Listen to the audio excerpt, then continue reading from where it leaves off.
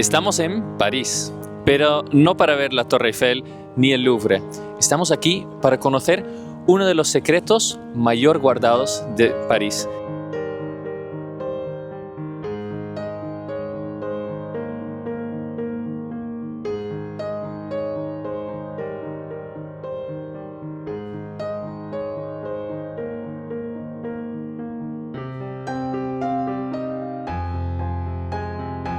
Que seguramente ni vosotros sabíais que esto se encuentra en París.